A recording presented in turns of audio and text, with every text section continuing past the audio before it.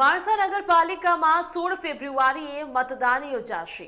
તે પહેલા રાજકીય પક્ષોએ પ્રચારનો પ્રારંભ કરી દીધો છે, જેમાં માણસા ખાતે ભાજપના ઉમેદવાર ડોક્ટર રાકેશભાઈ ગોસ્વામીએ ઘરે ઘરે જઈને મત માંગ્યા હતા અને જંગી મતોથી જીતાડવા માટે અપીલ કરી છે। તેઓએ પ્રધાનમંત્રી, કેન્દ્રીય ગૃહમંત્રી અને ધારાસભ્ય જે.એસ. પટેલને વિકાસ યાત્રામાં સૌને સહભાગી થવા માટે અપીલ પણ કરી છે, જેમાં ભાજપ આગેવાનો, હોદ્દેદારો તથા કાર્યકરો જોડાયા હતા। એટલે સાહેબ, આપ સૌ જોઈ રહ્યા છો કે માણસામાં આપણા ધારાસભ્ય શ્રી જે.એસ. પટેલ સાહેબ બહુ જ પ્રજાની અવિરત ચિંતા કરી રહ્યા છે।